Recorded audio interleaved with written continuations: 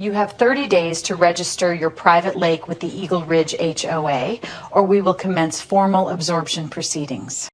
That's the letter the HOA president handed me on a Tuesday in May. She was standing on my front porch in northern Idaho. The lake she was demanding I register has been in my family since 1923. The dam that creates it was built by my grandfather and is federally licensed in my name. The HOA she represented had spent the last 4 years building 109 luxury cabins on the lakefront, on land they didn't own. They sold them to buyers from Seattle and Spokane at $500,000 apiece. What that woman did not know was that the lake she was trying to absorb only existed because of a single iron wheel inside the stone dam house. And I was the only living man on earth with the legal right to turn it. Tell me, what would you have done? The lake doesn't appear on most maps. If you look for it on a state highway map of northern Idaho, you'll see a thin blue oval in Bonner County, about 12 miles north of Sandpoint, with no name attached. On the older USGS quadrangles from the 1960s, it shows up as Strickland Pond. On the original 1923 federal dam, license filed with the Department of the Interior, it shows up as Strickland Lake Impoundment, Bonner County, Idaho, Strickland Family Trust, license number 4416. That last name is the only one that matters legally. The rest are nicknames. My name is Holden Strickland. I'm 54 years old, a retired lieutenant colonel from the United States Army Corps of Engineers, and the third generation of my family to be the licensed operator of dam license number 4416. I spent 22 years on active duty designing, inspecting, and operating water control structures across 3 continents. I retired 6 years ago to come home and take care of my father, Owen, who had begun to forget where he was every Tuesday in 2019. My father is in a memory care facility now, in Coeur d'Alene. He's 81. He has good days and quiet days, and increasingly few of either kind. I drive down to see him every Sunday and most Wednesdays. He calls me Cole more often than he calls me Holden. Cole was my younger brother. Cole flew Black Hawks for the 161st Special Operations Aviation Regiment, and Cole's helicopter went into the side of a mountain in Helmand Province in 2019. I do not correct my father about who I am. I let him have whichever son he wants on whichever day.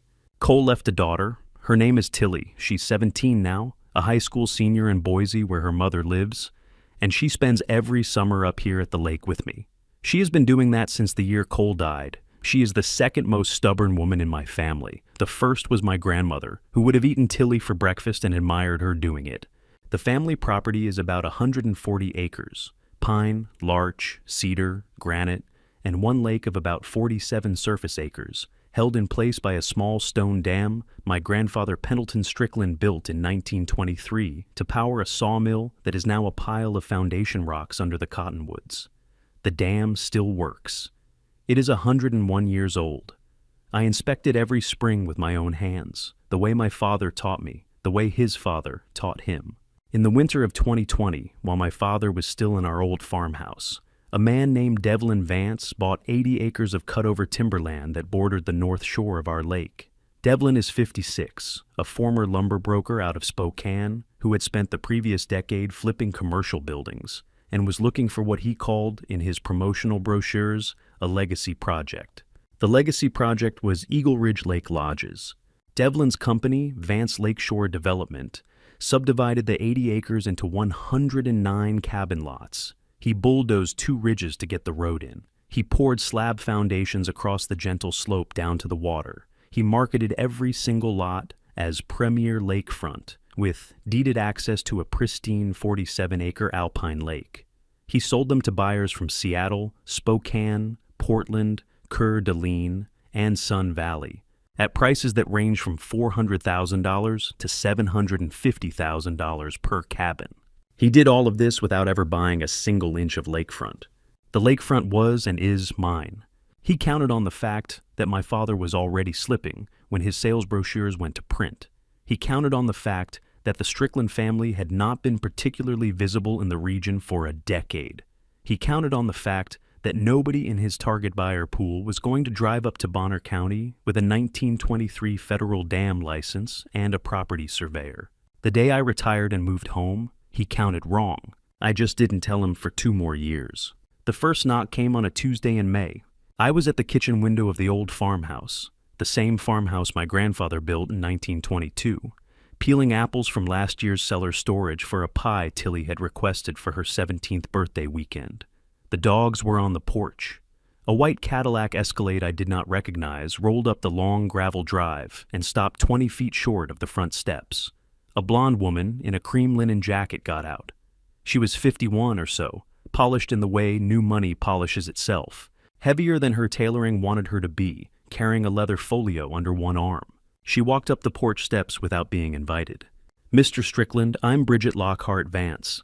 I'm the president of the Eagle Ridge Lake Lodge's Homeowners Association." The Ma'am, "May I come in?" "You may not. What can I do for you?" Her smile thinned by about a 16th of an inch. She did not lose composure. She slid the leather folio open and removed a single sheet of paper, which she handed to me across the threshold, like it was a subpoena. "This is your community absorption notice. As of last month, your parcel falls within the expanded boundary of the Eagle Ridge Lake Lodges Association. We're prepared to extend you full membership courtesy. Annual dues are $4,800, paid quarterly. Your first quarterly assessment is due in 30 days. I read the paper. It was printed on letterhead I had never seen before. It bore the signatures of the Eagle Ridge HOA board, 3 names I did not recognize, and was stamped with a logo that featured a stylized cabin against a stylized lake. The lake on the logo was my lake. I folded the paper. I did not hand it back. "Mrs. Lockhart Vance." "Bridget is fine." "Mrs. Lockhart Vance, my family has held this parcel since 1922 and operated this dam under federal license since 1923. We are not and have never been part of any homeowners association. The Eagle Ridge boundary does not include my land. You have no authority to absorb anything. Mr. Strickland, your father signed a use agreement with my husband in 2020. Per that agreement, your family parcel is integrated with our community for purposes of shared lake amenity." I felt something cold and very old slide down the back of my neck. "May I see that agreement?" She produced it, a 2-page document on Vance Lakeshore Development letterhead, dated October 14th of 2020. My father's signature was at the bottom. The signature was wobbly. The handwriting on the date line was somebody else's. The witness line was signed by Devlin Vance himself. October of 2020 was the month my father first got lost driving home from the grocery store in Sandpoint. It was the month his neurologist formally diagnosed him with moderate stage Alzheimer's. "Mrs. Lockhart Vance, my father was already in cognitive decline when this was signed. He did not have the legal capacity to enter into property agreements. This document is unenforceable. That's a matter for our attorneys to determine. In the meantime, you owe $4,800. Ma'am, please get off my porch." Her face went briefly somewhere very mean. Then it came back. "Mr. Strickland, we can do this the easy way, or we can do it the hard way. The Eagle Ridge community is 109 households. We are a substantial economic and political presence in this county now. Your father chose to integrate with us. We are extending you the same courtesy. You may want to think very carefully about your position." She turned. She walked back to the Escalade. She got in. She drove away. I stood on the porch with the folded paper in my hand for a long time. The dogs sat next to me. One of them, a 14-year-old yellow lab named Pendleton, leaned against my leg the way he had been leaning against me since the year my father stopped recognizing him. Tilly was due to arrive that Friday for her birthday weekend. I had a pie to finish. I had been planning to take her out on the canoe at dawn. I went inside. I put the paper in a manila folder marked Eagle Ridge in my home office. I had learned the value of folders in the Army Corps. Every damn dispute I had ever witnessed came down to the same simple thing. The side with the better paperwork won. I drove down to my safe deposit box at the First Bonner National Bank and pulled out the original 1923 dam license, the 1922 deed, my grandfather's hand-drawn surveyor's notes, the federal renewal letters from 1933 through 2023, and the 2019 family trust documents. I drove home. I laid them on my kitchen table. I poured myself a cup of coffee and started reading. I read for 9 hours. By midnight, I knew exactly what Devlin Vance had built on the North Shore, and I knew what he had not built: a single legal claim to the water. Tilly arrived on Friday afternoon in the dust-coated Subaru her mother had given her for her 16th birthday. She is built like Cole was at her age. Tall, lean, dark-haired, with the steady gray eyes our family has been handing out since the Civil War. She dropped her duffel on the porch, hugged me hard for about 3 seconds, and said the thing she always says when she gets to the lake. Hey, Uncle Hold, the water's still cold? It's June, Till. Of course it's cold. Good. She walked straight down to the dock and dove in, fully clothed. The dogs barked. Pendleton, ancient as he was, waded out to his belly and watched her surface. She came up laughing. That is the version of my niece I never want to forget. The next morning, the version I saw was different. Tilly had taken the canoe out at sunrise to fish the South Shore. I was in the kitchen working on a list of records requests when I heard her come back early, hard, with the canoe banging the dock louder than it should. I came out onto the porch with my coffee. She was walking up the path very fast. Her face was the color her father's used to get before he said anything sharp. Uncle Hold, 2 guys in matching polos just told me I had to leave the South Shore. They said it was closed for Eagle Ridge community programming. I set my coffee down. Did they touch you? No. Did they identify themselves? They said they were Eagle Ridge Lake safety coordinators. One of them tried to take a picture of me with his phone. Did you let him? No. I told him my uncle is an Army Corps colonel, and he can take it up with him. They left. Tilly. Yes. You did the right thing, but I want you to stay closer to the dock for a few days, okay? Okay. There is a particular cold that settles in a man's chest when somebody tries to bully a teenage girl who happens to belong to him. I felt that cold on the porch in June. That night, after Tilly was asleep, I made a list. File a Freedom of Information Act request with FERC for the complete history of dam. License number 4416. File public records requests with Bonner County for every building permit, septic permit, and shoreline variance issued for Eagle Ridge since 2020. Retain environmental counsel. Test the lake water. And, hardest of all, talk to my father one more time while there was anything left to talk to. The next morning I drove down to Coeur d'Alene. My father was in his usual chair by the window. He was lucid for about 11 minutes, which was longer than he had been any visit in the last 6 weeks. I sat across from him and asked him, gently, if he remembered signing any papers for a man named Devlin Vance in 2020. He looked at me a long time. Holden, he said. The name landed clean for the first time in months. Yes, Dad. He came 3 times. He had a folder. He said it was to renew the dam license. He said the lake board needed me to sign a renewal. What did you sign? I don't remember. I signed where he pointed. That's all right, Dad. You didn't do anything wrong. Holden. Yes. Did I sign away the lake? His voice was small, smaller than I had ever heard it. No, Dad, I said. You couldn't have. You didn't have the legal capacity by then. Nothing you signed in 2020 is enforceable. He looked out the window. A robin moved across the lawn. He was a polite man, my father said. I'm sure he seemed that way. He didn't answer. He had gone wherever he goes now between sentences. I held his hand for another 40 minutes. He called me Cole twice. I did not correct him. That weekend I retained an environmental attorney out of Boise named Vaughn Pemberton. 68, silver-haired, slow-talking, 36 years of practice in water rights and dam licensing. He read my file in 4 hours and called me back the same evening. Holden, you realize what your grandfather did in 1923? I think so. He didn't build a pond. He built a federally regulated impoundment under what is now FERC jurisdiction. You don't just own the water. You own the legal authority to make the water disappear. I know. Have you ever exercised the drawdown authority? Not for 16 years. Not since the last maintenance cycle. Vaughn was quiet for about 10 seconds. Holden, he said, if you want to take 109 cabins off a lake without touching a single one of them, all you have to do is open the spillway, and the United States Department of Energy and the Federal Energy Regulatory Commission will protect your right to do it. I sat at my kitchen table for a long time after that. The wind was moving in the pines. The dogs were asleep at my feet. Somewhere on the South Shore, a loon called. Vaughn, how long until I can make that legal? 6 months, maybe 7. I can wait.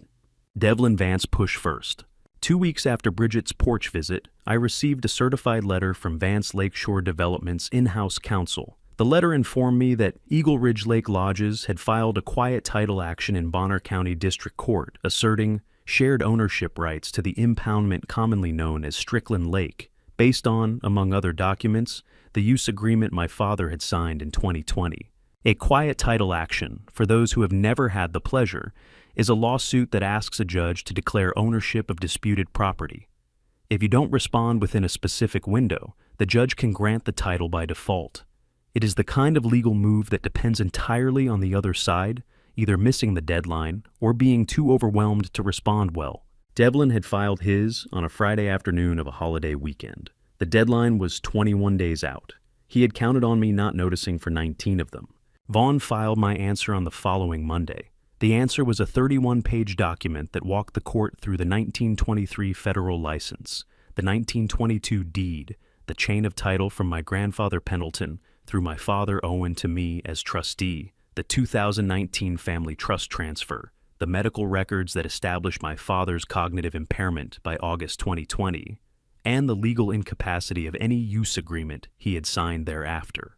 Attached as Exhibit A was a notarized affidavit from my father's neurologist, Dr. Annabelle Whitaker, attesting that Owen Strickland had been formally diagnosed with moderate-stage Alzheimer's in October 2020 and lacked the legal capacity to enter into property agreements by that date.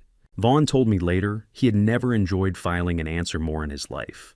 Devlin and Bridget responded by escalating in the way that overconfident developers always escalate. They went to the press first. The Sandpoint Sentinel ran a story under the headline, "Lake Dispute Threatens Eagle Ridge Community." It quoted Bridget extensively and described me as a reclusive retiree attempting to claim sole ownership of a regional recreational asset against the wishes of 109 families who had purchased their dream of lakefront living in good faith. The story did not mention the 1923 federal license. It did not mention my father's diagnosis. It did not mention the price tags on Devlin's cabins. I did not respond. Vaughn told me not to. Then Bridget began the public pressure campaign. She started a community Facebook group and posted daily. She organized community walks along the public road outside my property, in which groups of Eagle Ridge homeowners took photographs and talked loudly about my selfish hoarding. She arranged a candlelight vigil at the entrance to my driveway. She paid 2 former buyers to write letters to the Bonner County Commission demanding my dam license be reviewed. None of it worked. The commission declined to act. The vigil drew 11 people. The Facebook group had 300 members, 200 of whom were Eagle Ridge homeowners. What it did do was give me time. While Bridget posted, I tested the lake. I drove a sampling boat to 17 points along the shoreline, collected samples in sterile glass jars, and sent them overnight to a certified lab in Spokane. The results came back 12 days later. They were appalling. Coliform counts at the North Shore were 200 times the federal safe limit. E. coli was present in 9 of 17 samples. Nitrates were elevated across the entire developed waterfront. Phosphorus was running at levels that would normally signal a slow ecological collapse over the next decade. The lake my grandfather had built, the lake my father had fished as a boy, the lake Cole and I had learned to swim in, was being silently poisoned by improperly permitted septic systems, serving cabins that did not belong on its shore. I called Vaughn, and Holden. I have the water results. How bad? Bad enough for the EPA. There was a pause on the other end.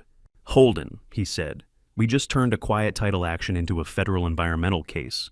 Yes, we did. You ready for what comes next? Vaughn, I said. I have been ready since my niece came back from the South Shore in tears. Okay then.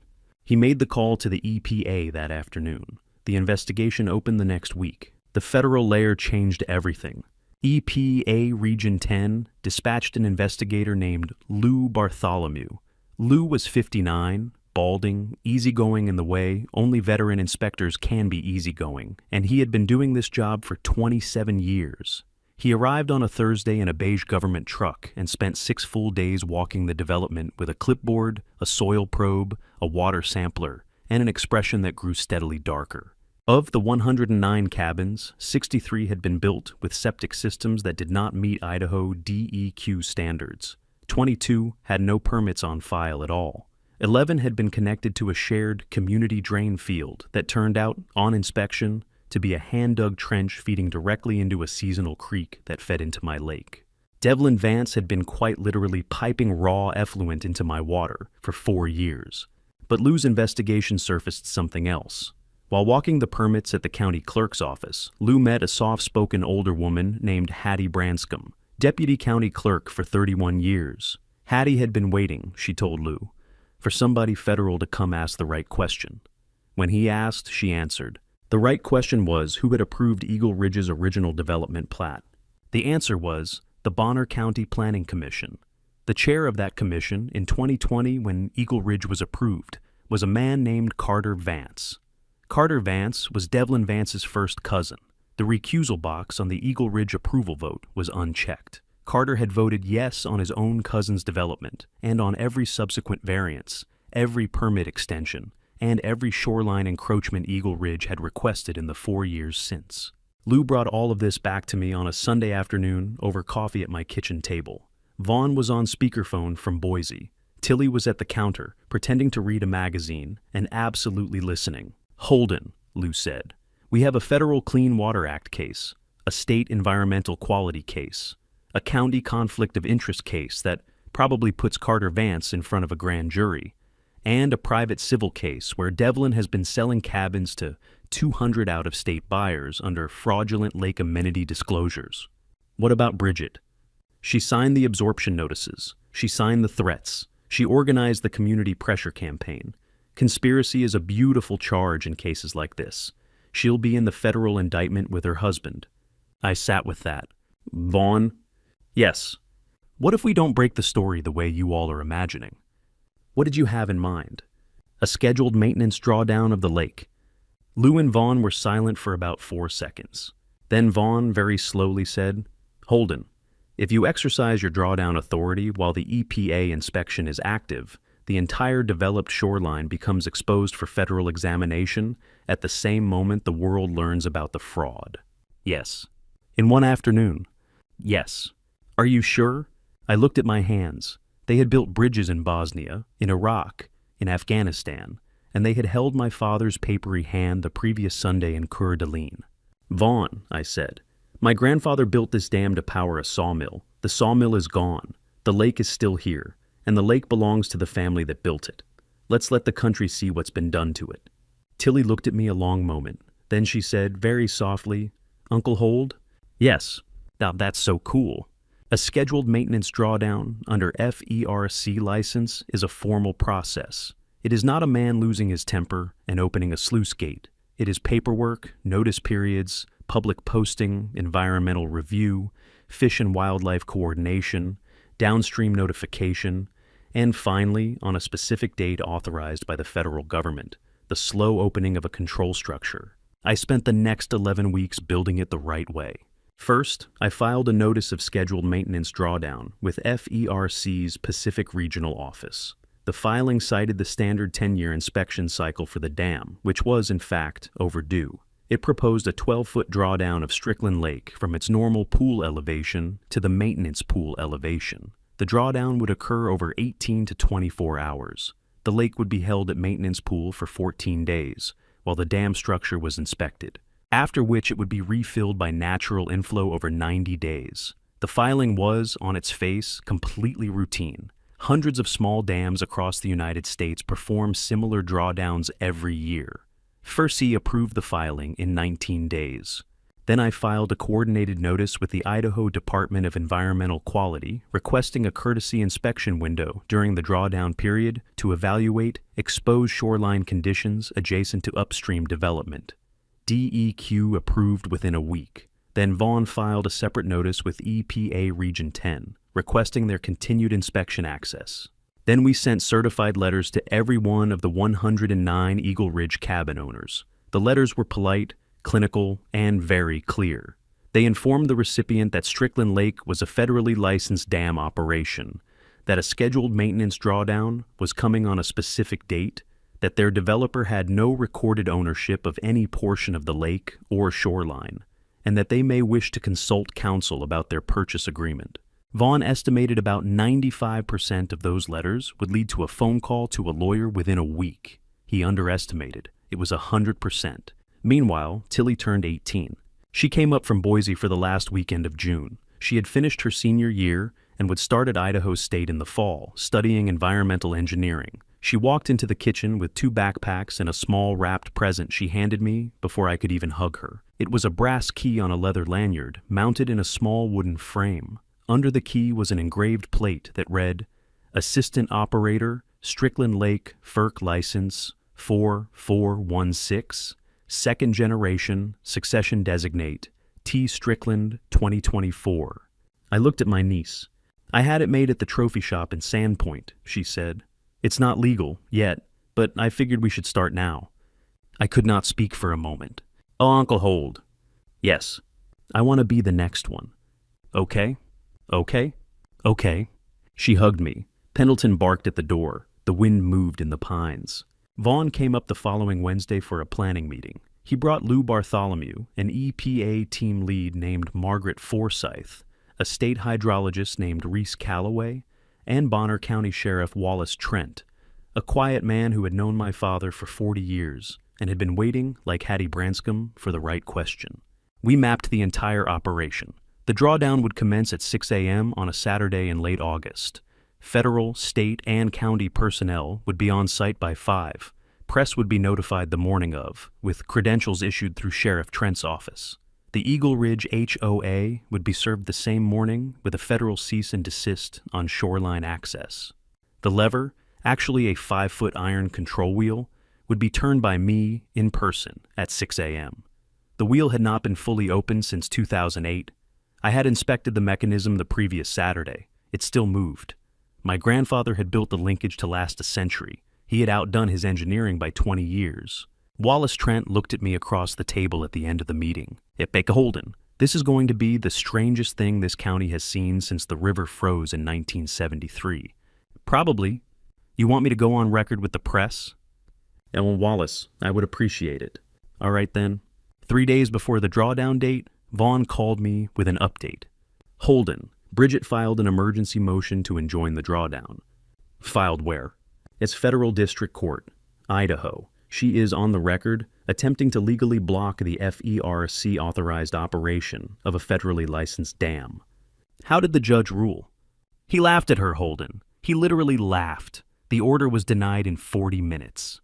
I did not laugh. I poured myself a glass of cold water and walked down to the dam house to check the wheel one more time. Bridget's last week was the loudest of her life. I will say this much for her. She did not quit. She did not even slow down. The denial of the federal injunction would have caused a more rational opponent to stop and think very carefully about the legal weather coming in over the Selkirk Mountains. Bridget responded to it by escalating in every direction available to her at once. On Tuesday, she organized a Save Our Lake protest on the public county road outside my driveway. 47 Eagle Ridge homeowners showed up, plus 11 of Bridget's hand-picked HOA volunteers in matching teal polos, plus 3 local news vans she had personally called the night before. They chanted my name for 20 minutes. They held signs that read, "Don't drain our dream," and "Family Man" or "Family Tyrant." They blocked traffic on the county road until Sheriff Trent's deputy gently asked them to move to the shoulder. I watched from my front porch with a cup of coffee. Tilly stood beside me, eating a peach. Uncle Hold. Yes. This is unreal. It is. Are you going to say anything to them? No. Why not? Because they don't know yet. By Saturday they will, and the ones who matter will be apologizing to us.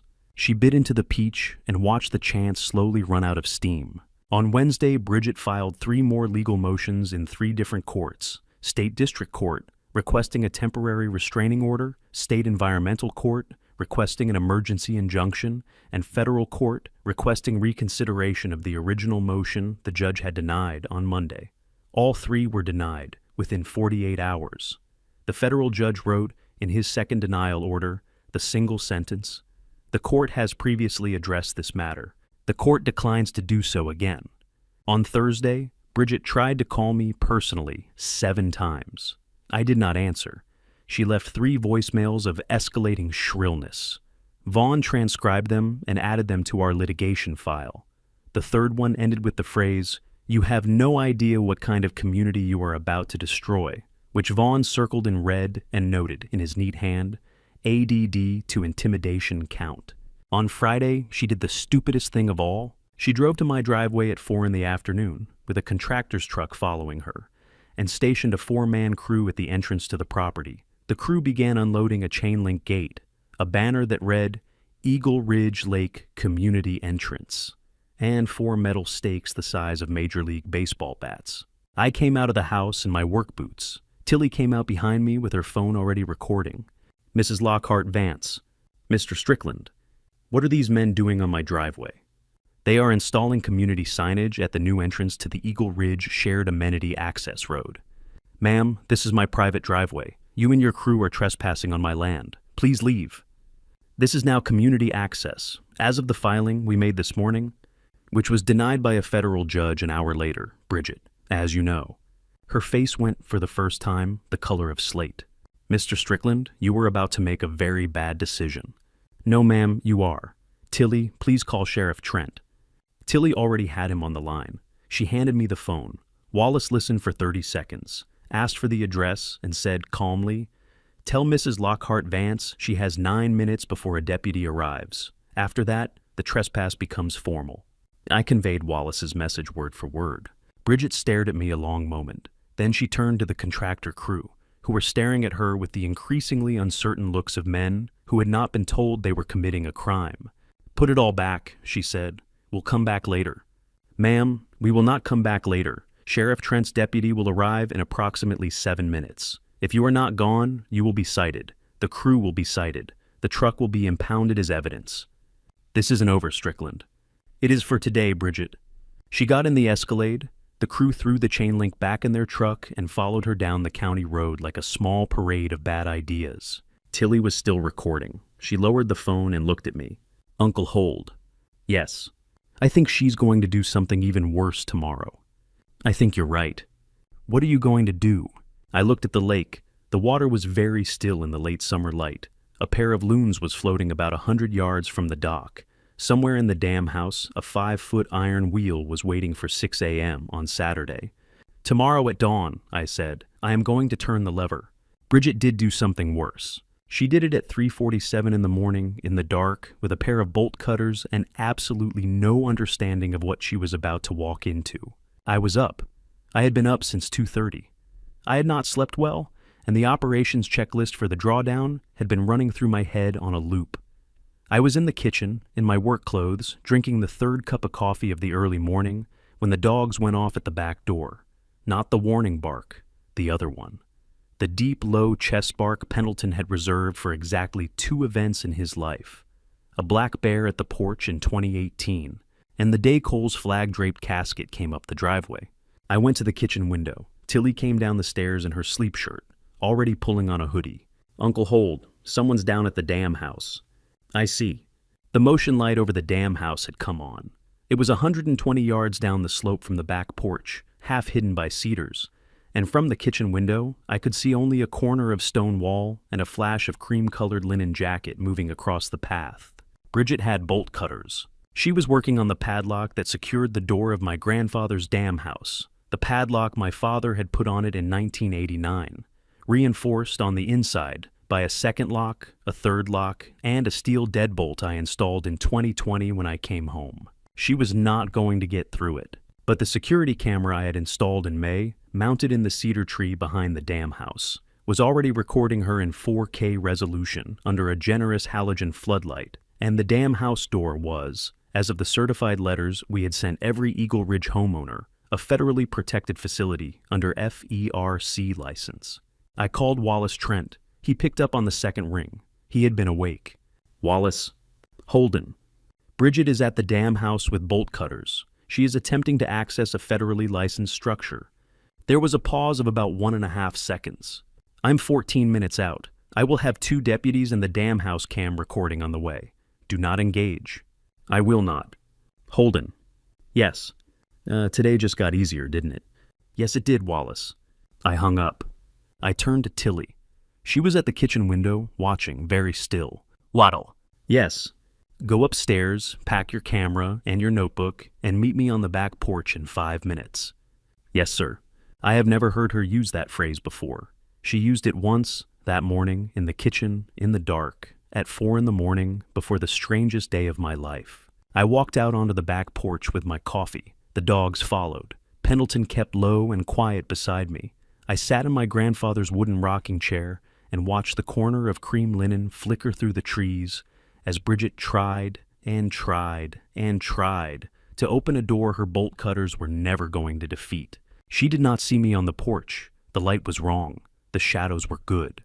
I sat there for 11 minutes, in silence, while a 53-year-old HOA president in linen pajamas with jacket destroyed her own legal future under a halogen floodlight 120 yards from my back porch. At 4 minutes to 4, the dogs lifted their heads.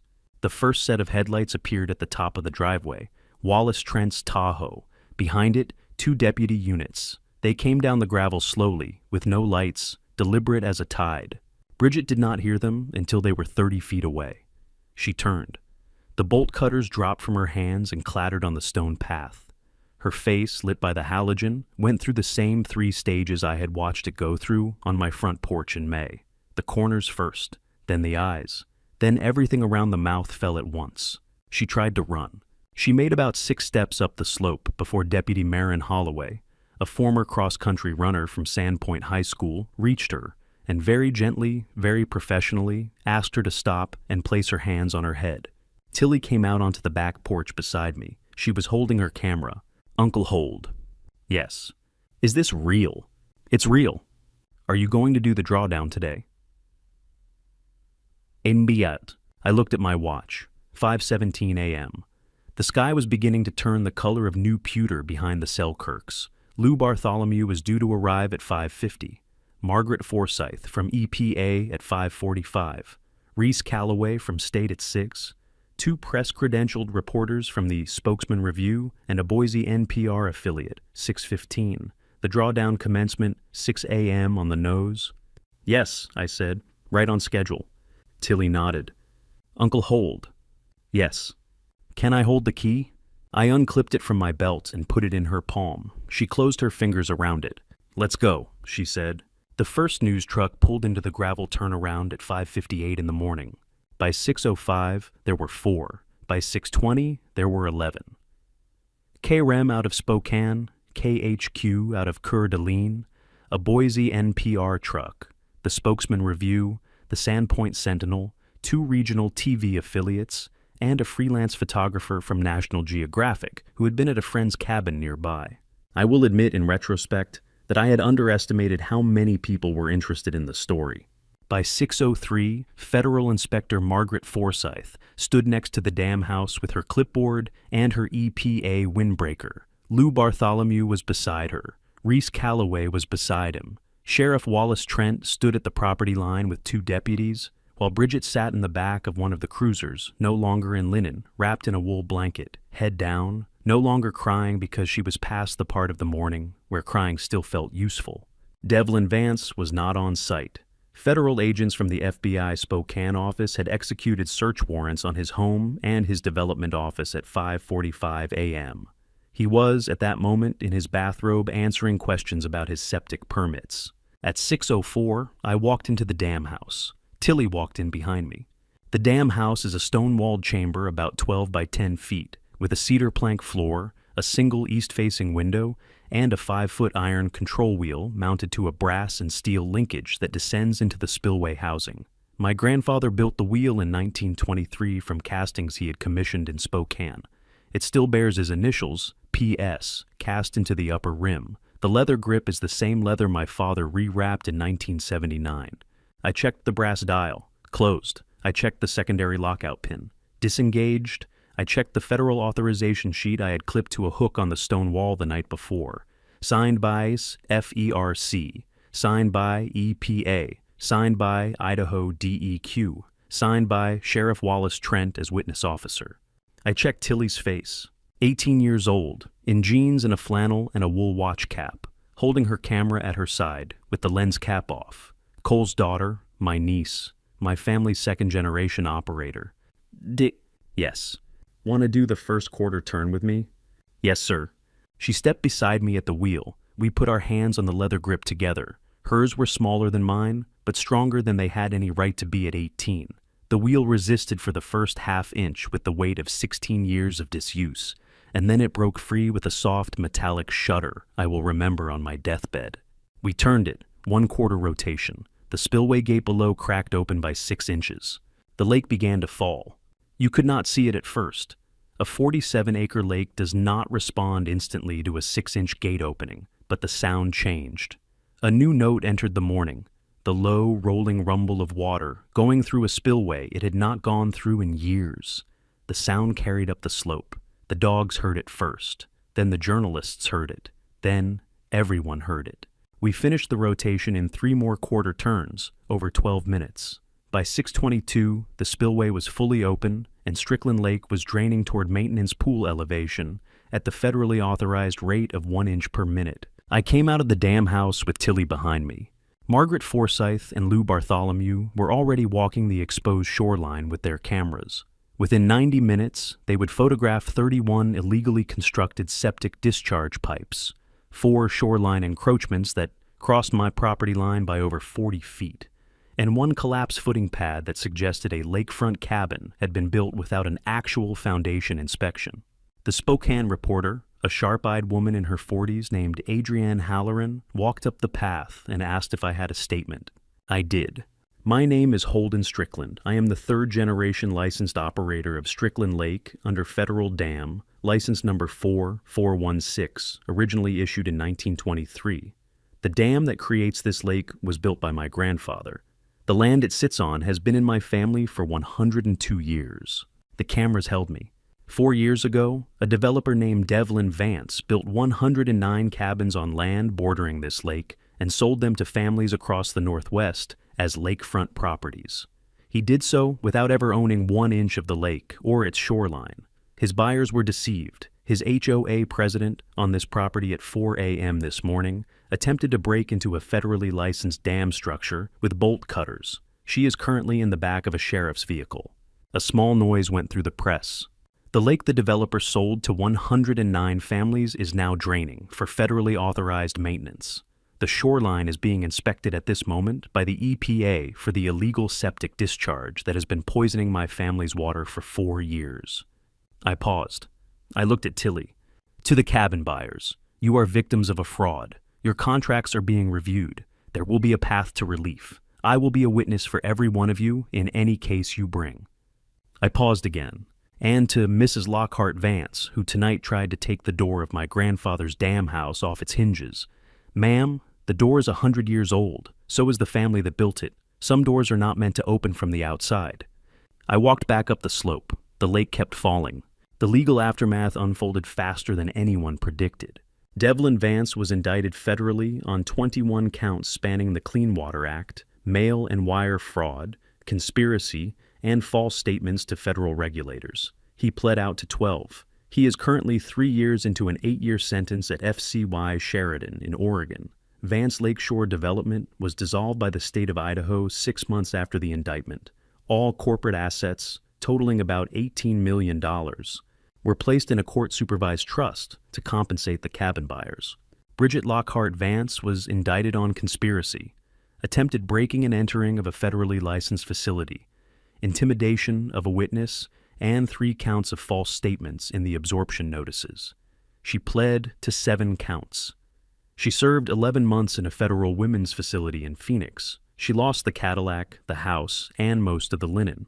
Carter Vance was removed from the Bonner County Planning Commission within 2 weeks and faces ongoing state ethics charges. He has retired to a small condominium in Lewiston. The cabin buyers, I have come to learn, are a more sympathetic group than I had let myself believe. Most were school teachers, dental hygienists, retired engineers, software designers, and one obstetrician who had spent her savings on what she believed was her first and only lake house. About 60 settled through the Vance Trust at roughly 70% of purchase price. About 30 walked away with title to land they now legally own, though no longer on a lake. 19, the most underwater, are still in litigation. The lake, since the drawdown, has been refilled to its normal pool elevation. The illegal septic outflows have been removed. The shoreline has been restored by a state-federal partnership that took 14 months to complete. I took none of the recovered legal funds personally. The amount the trust owed me for trespass, intimidation, and federal facility intrusion was directed by my request into a new fund. We called it the Cole Strickland Memorial Lake Restoration Fund. Cole, you may remember, was my brother. He flew Black Hawks. The fund operates as a small private foundation that pays for native fish restoration, shoreline rehabilitation, and small dam licensing assistance for working-class families across the inland Northwest who hold old federal licenses on family lakes and cannot afford to maintain them. In the last 15 months, the fund has assisted 19 families in 3 states. My father Owen passed in February of last year. He was peaceful at the end. The last thing he said to me was, "Holden, did we take care of the lake?" "Yes, Dad, we took care of the lake." "Good." He closed his eyes. He did not open them again. We buried him on the south shore of the lake, at the spot where he taught Cole and me to fish for cutthroat trout in 1979. There is a small stone with his name and the years, and a single line my grandmother once said about him at a family Christmas dinner when he was 8 years old. The line is, "He was always going to be a steady one." Tilly is 20 now. She is in her second year at Idaho State, studying environmental engineering, and she comes home most weekends. She has, at her own insistence, completed the federal training course required to be a backup licensed dam operator. The license transfer paperwork is filed. The brass key she gave me 4 years ago is now legally hers as well as mine. Last weekend she sat with me on the dock at sunset. The native cutthroat trout were rising in the shallows. The loons were calling from the south shore. The wind was moving in the pines. Pendleton, 14 years older than he should have been, slept at our feet. Uncle Hold. Yes. You ever miss not having had your own kids? I thought about that for a long time. I had 2, I said finally. I just didn't always know which one I had on which day. She bumped my shoulder with hers. We watched the trout rise. If you have made it this far, do me one small favor. If you have ever had a developer, an HOA, or a fake authority try to build something they had no right to build on land or water that belonged to your family, drop a note in the comments below. Tell us about it. Tell us where you are watching from. Someone reading needs to hear your story. And if you want to see the next case, the one about the HOA treasurer who tried to seize a Korean War veteran's pickup and ended up in federal court, make sure you are subscribed. We post a new story every week. I'll see you on the next one. What really happened here is simpler than the headlines made it look. Holden Strickland did not win because he was loud.